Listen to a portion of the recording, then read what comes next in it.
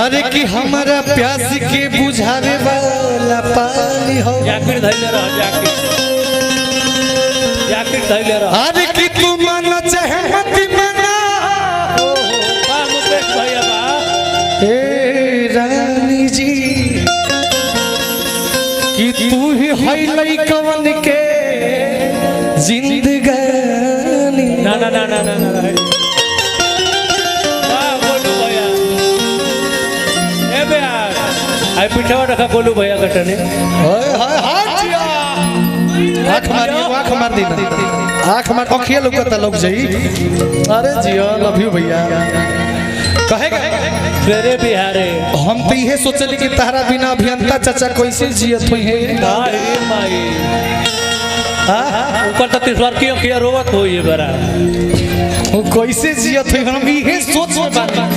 कि हईसन जवानी लगा गड़ाई मार ए डब्लू भैया उनका टप्पा सखी करो की कोइल होई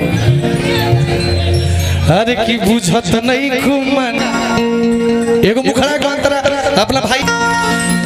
आज की देह पर रोहानी देखा चढ़े लगल हो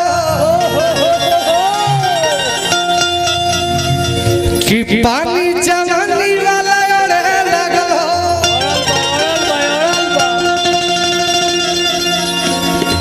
आज तो खाला बोरी बोरी चीज अरे खखोरी हो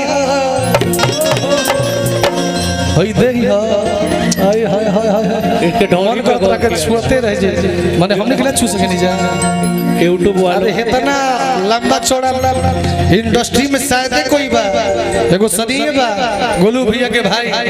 ना जी मिली ऐसा नहीं के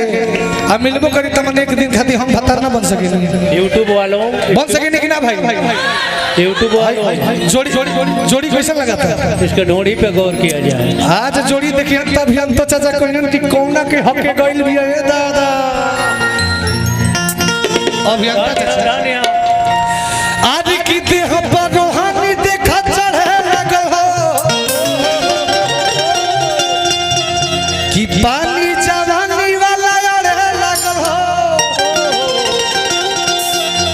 त खाल बोरी बोरी चीज खखोरी हो कि सब ढोढ़ी खाली ढोढ़ी हो अरे की तहार ढोढ़ी दूध के कटोरी हो देखिए ये अश्लील गीत तो है ही नहीं है ये शुद्ध शाकाहारी गीत है प्योर भेज मान लो कि हईसन रानी जी ऐसन जवानी लेके मान लो कि हो केहू के भौजाई हो केहू के मेहरारू हो सही बात अगर भाई इतना रुपया लोग कमाता तो कहीं कहीं शहर में 10 मंजिला फ्लैट पर तारा सुते के पड़ी जाओ 10 मंजिला फ्लैट होके ए बे यार हां हां ऐसा वेजिटेरियन मिली तो हमका पूरा परिवार लेके तो मान ले 10 मंजिला पर सुत गइल बाड़ू आ बबुआ के नेपुल घर ही छूट गइल बा आ दूध लेके गइल बाड़ू नेपुल लिया में समर्थ बड़ू नीचे जेबू त थाक जेबू देखा हमर गोलू भैया आ जखमी भैया खाली माई के सीढ़ी पर चढ़ देले बने लोग तो हम लोग ढंग से चल नहीं जा आ तू दो चार खाली ऊपर नीचे मार दे तो कैसे चलतो तो जे खाती ऑप्शन बा कि ढोढ़ी में दूध गिराइए और बाबू से कहिए कि चभर चभर चभर चभर करके पी जाए नहीं के पेड़ पर तो जीभे से चाट ले जीभी से चाट औरी एमे औरी तबे बुझाई कि जवानी औरी ढोढ़ी में पानी जब औरी तबे बुझाई कि जवानी चढ़ल बा ओकरा पहले तो जवानी बुझाई जाई करी ना ओ बेरे तो ना बानी तब रउआ के कैसे मालूम बा रउआ कब अड़ौले बानी का ना राउरे वीडियो यूट्यूब पर देख है बे यार हां बताओ बताओ बताओ हां बताओ ना हमनी कैसे जानते हैं कि राउर वीडियो यूट्यूब पर देखा ले देखिए हम बहुत अभी नाबालिग लड़का है हमको कुछ का ज्ञान नहीं है ना बड़ भाई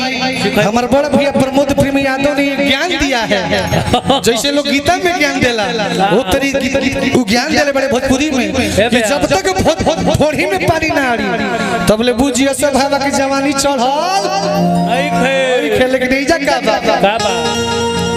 आज की खाला बोरी बोरी चीज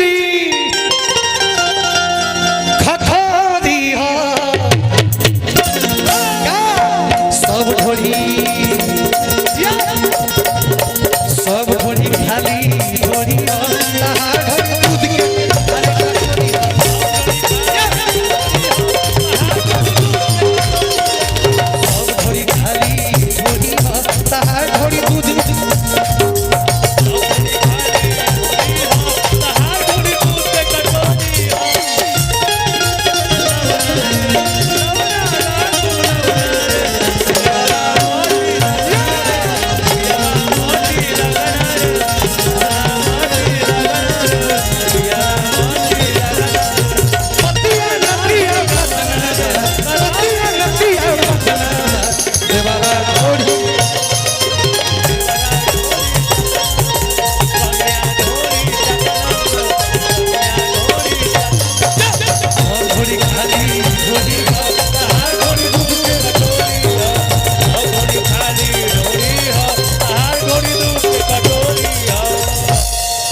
तहारा ढोरी के अगर हम दूध सेवन कल ही नहीं जोड़ा नहीं घेरा नहीं के तेज ये भोजपुरी में कि हमरा ऐसा शारीरिक पुरुष ना होई हां भैया एकदम हाथक ऐसा 6 फुट के बानी कहे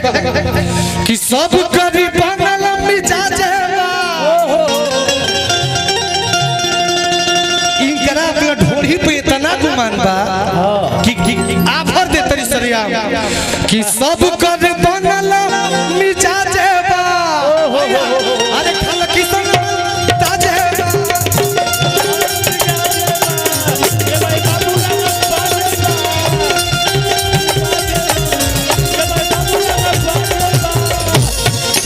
आज की सब कभी बनला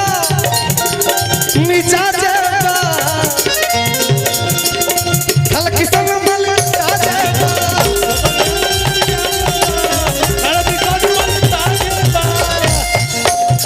अरे हेता ना ऑफर देबे हमरा के ओहो कि लागत आज कुछ खास कराबू आज की लागत आज कुछ खास कराबू गोड़ ऊपर मुड़ी नीचे लगे बोला के खास कराबू लागत आज कुछ खास कराबू लगे बोला के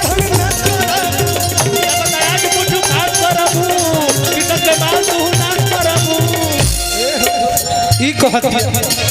कि ई है लइकन के कुल्ही आज की कमा चोरी हो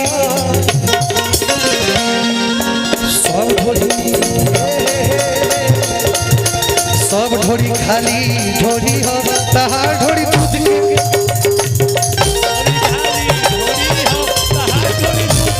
सब ढोरी खाली ढोरी हो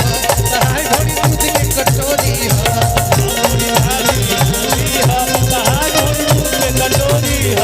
सब ढोरी खाली ढोरी हो